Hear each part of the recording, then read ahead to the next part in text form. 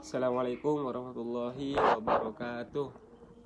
Saya akan menjelaskan tentang keuangan. Transformasi digital keuangan negara. Narasi, selamat pagi atau selamat siang rekan-rekan semua.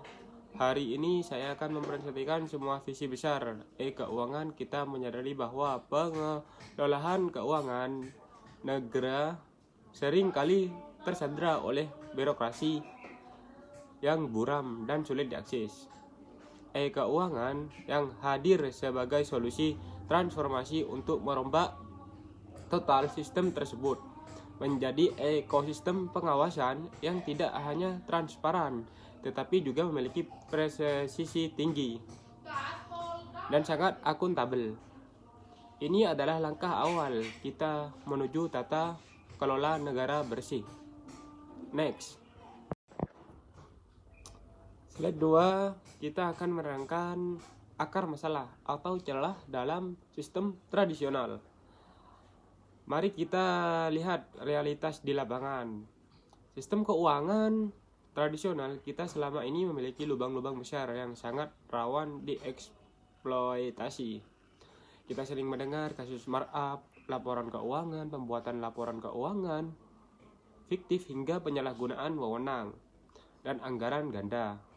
Akar dari segala masalah ini adalah hilangnya jejak bukti ataupun tidak terdesentralisasi yang valid.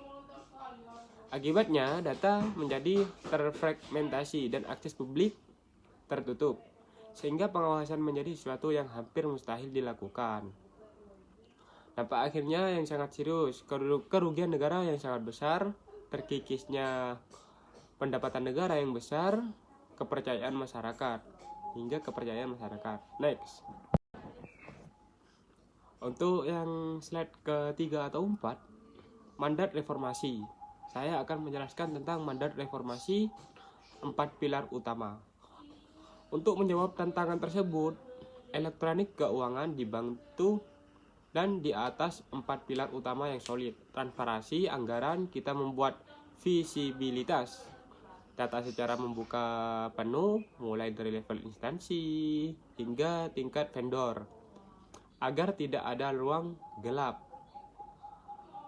Monitoring responsif, kita menghadirkan kemampuan pelacak keuangan yang real time. Proses pengawasan kini berjalan tanpa friksi administratif yang menghambat. Pengawasan publik, kita mengundang masyarakat untuk berperan aktif sebagai auditor independen. Mencegah korupsi, kita mengunci celah manipulasi dengan memanfaatkan arsitektur data yang immutable atau tidak dapat diubah seenaknya oleh pihak manapun. Selanjutnya, kita akan menerangkan tentang tabel yang keempat, yaitu anatomi transformasi sistem lama vs sistem elektronik keuangan. Narasi, jika kita bandingkan sistem lama yang buram dan tertutup, kini kita ganti dengan sistem yang transparan atau terdesentralisasi dan terbuka untuk publik. Integrasi laporan yang dulunya lemah dan mudah dimanipulasi kini diperkuat dengan validasi yang ketat.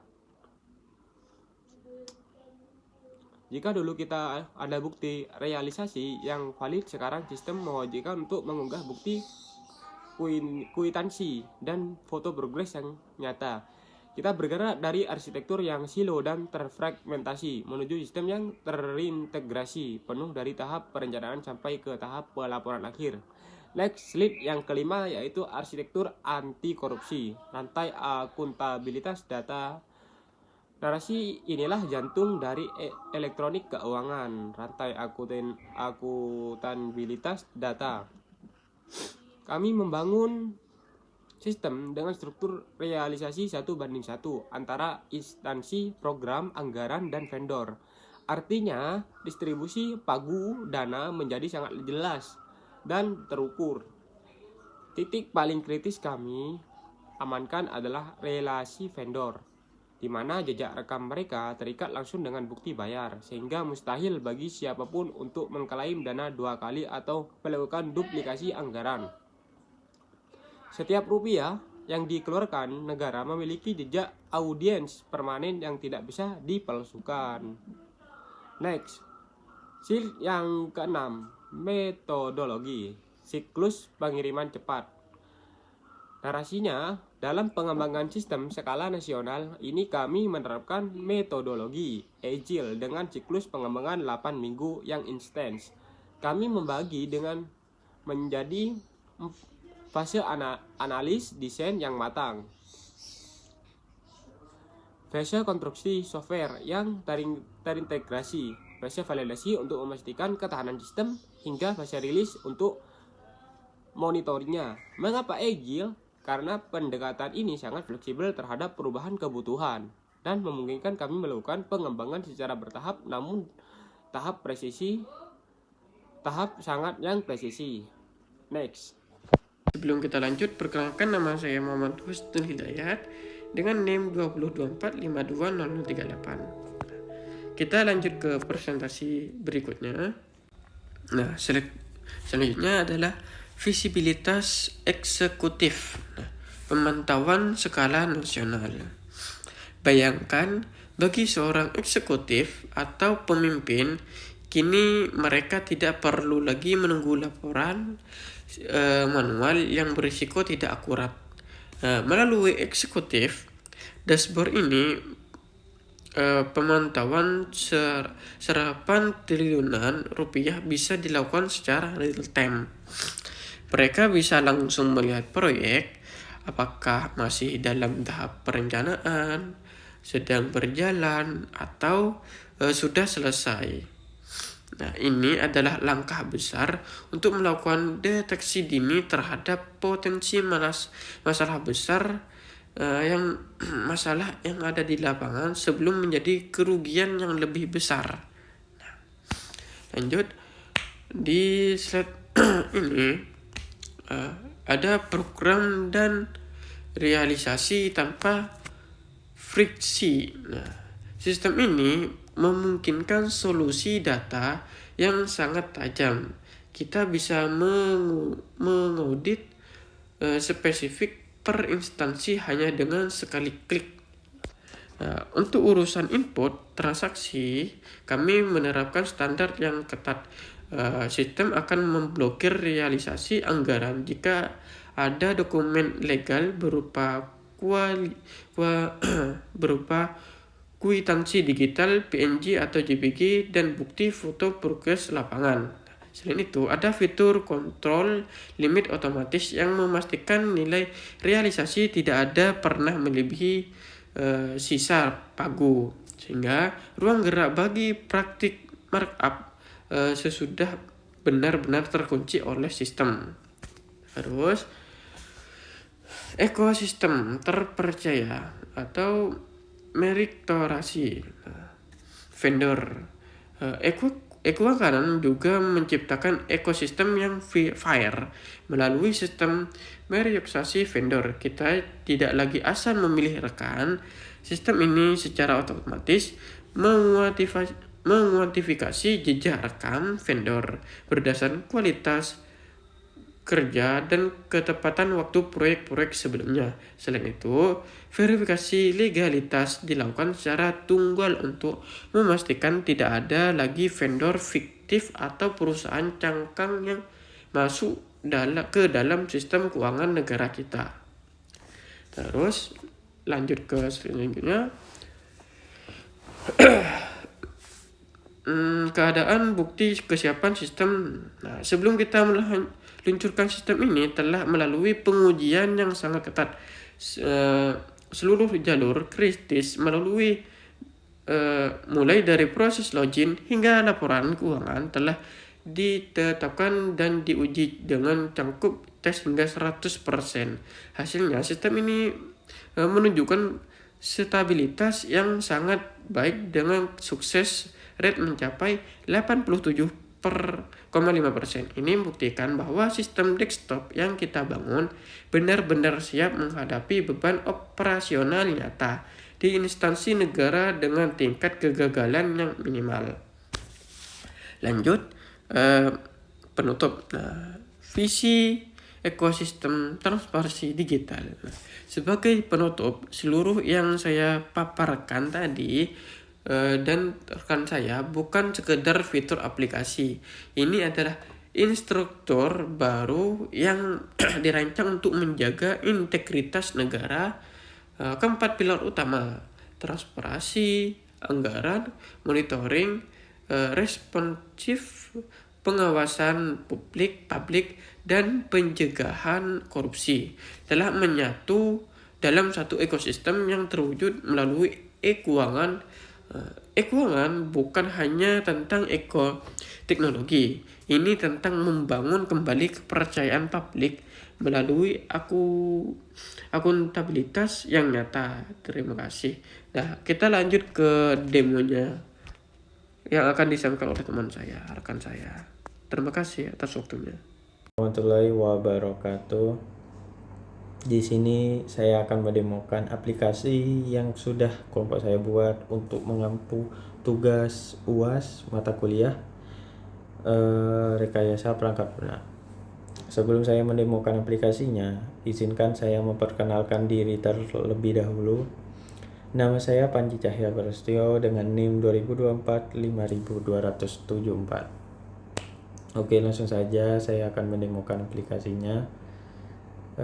Yang pertama ini adalah tampilan login.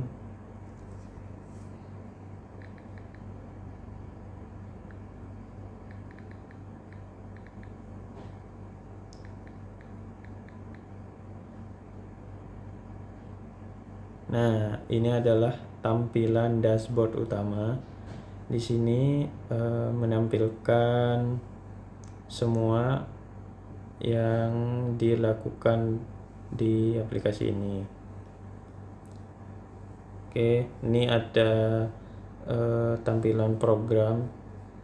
Sini akan saya demokan.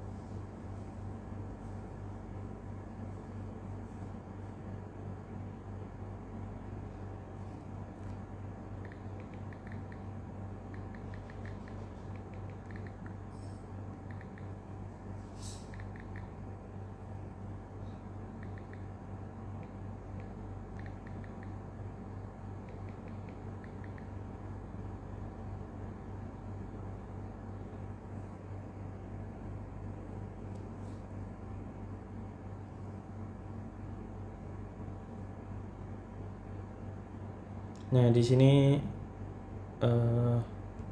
ini filter untuk mencari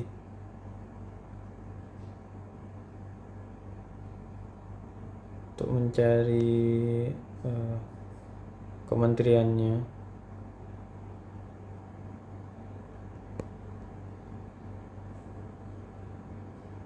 Nah, ketika sudah diinputkan semua, di sini akan tampil semua proyek, semua program maksudnya yang sudah kita tambahkan. Oke, sekian video demo dari saya. Kurang lebihnya mohon maaf. Wassalamualaikum warahmatullahi wabarakatuh. Assalamualaikum warahmatullahi wabarakatuh. Nama saya Andreas Fikri Dermawan, dan hari ini saya akan melakukan demonstrasi apps keuangan pada screen vendor. Yang pertama adalah fitur menambahkan vendor. Kita bisa mengisi nama perusahaan dengan nama yang sudah tertera, seperti contoh CV pantang mundur.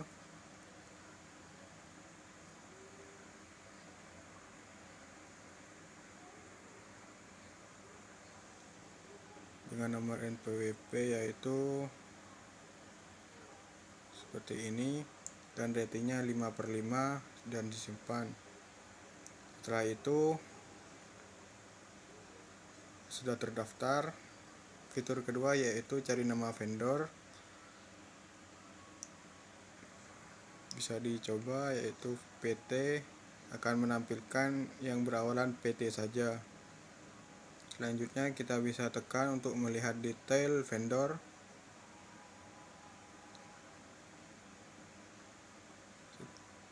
Setelah itu realisasi. Di sini kita bisa melihat total realisasi, total transaksi, nilai rekap, dan lain-lain. Jika ditekan salah satunya akan melihatkan rincian, ada program, vendor, nomor rek, pagu, dan keterangan. Selain itu ada progres program, berapa persen dari 22 dari pagu anggaran, bukti bayar, dan foto progres. Selain itu kita bisa input realisasi untuk program-program yang sudah kita buat. Contohnya ini PLN Negeri Tangerang Kalimantan. Nilai realisasinya harus sesuai dengan sisa pagu. Kalau kurang kalau lebih maka tidak bisa diinputkan untuk menghindari kecurangan-kecurangan lainnya. Vendornya kita bisa pilih. Kita pilih yang sudah kita buat tadi, tanggal transaksinya sekarang, dan deskripsinya adalah pelunasan. Bukti bayar kita bisa ambil langsung atau pilih dari galeri.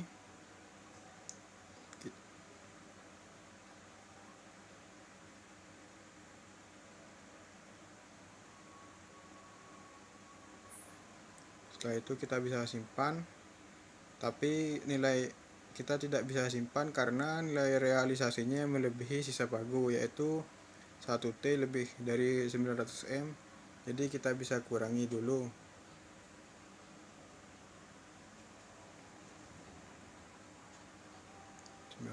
M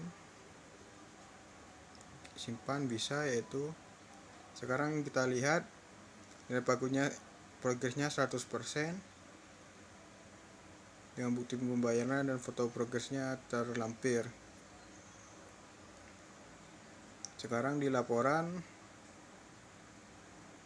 ini akan memperlihatkan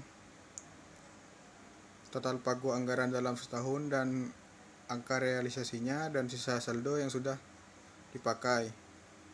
Di sini ada menu unduh laporan, akan mendownload semua laporan yang ada, dan program akan memperlihatkan semua program yang sedang berjalan, yang sudah selesai, dan atau dalam tahap perencanaan. Dan kita bisa melihat detailnya atau mengunduh laporan. Setelah itu ada vendor. Di vendor ini kita melihat vendor yang masih aktif, vendor aktif, dan total vendor, dan kita juga bisa mengunduh laporannya. Sekian dari saya, terima kasih. Wassalamualaikum warahmatullahi wabarakatuh.